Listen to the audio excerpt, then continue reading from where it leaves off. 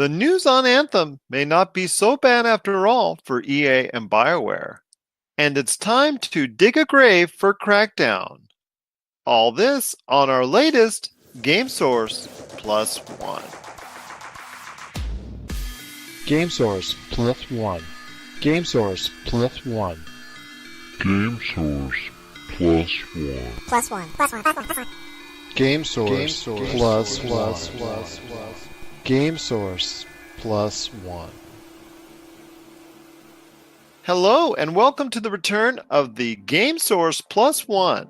Our opinions on the gaming world we just couldn't wait to share with you.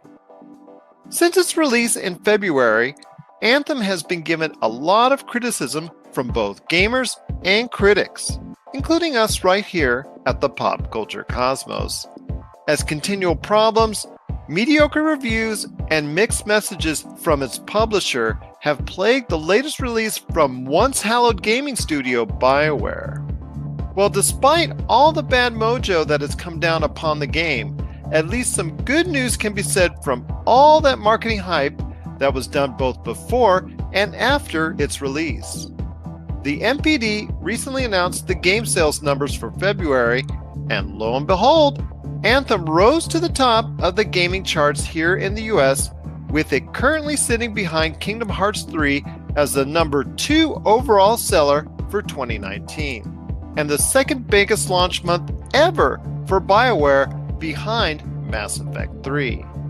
With so much bad publicity working against the game, not to mention the massive success of Apex Legends, which doesn't even chart on the MPD due to its free-to-play nature, it's nice to see that while not the breakaway hit Bioware and EA have been hoping for, it still, with the proper support, can find financial success for the rest of the year, which would come as good news to Bioware after the debacle known as Mass Effect Andromeda. Not everyone found the latest MPD report to be all that wonderful, as the latest top 20 selling games overall did not have included Microsoft's latest first-party release with Crackdown 3. The game itself, which was previewed at E3 years ago to great interest and claims of a cloud-based multiplayer system and an ever-destructible environment, didn't even make it onto either of those charts, and with a quickly dying gamer following that has moved on to other games, it looks like the once rising star series in Crackdown has crashed and burned, not ever to be seen again. Or at least for a very long time, of course. Thanks for listening, everyone. If you have comments or questions about any of the topics we covered here or on any of our shows, let us know. popculturecosmos@yahoo.com or at popculturecosmos, Humanica Media, or GameSource on Facebook, Twitter, and Instagram as well. And don't forget, you could always get our latest conversations on the world of pop culture by subscribing to our Pop Culture Cosmos channel on YouTube, Podbean, Apple Podcasts, Spotify, and over 30 different media outlets.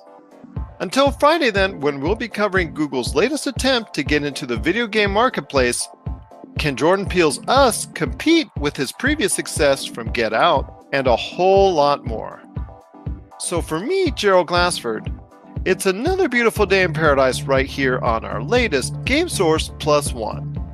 We thank you for listening, and here's hoping you have yourself a great day.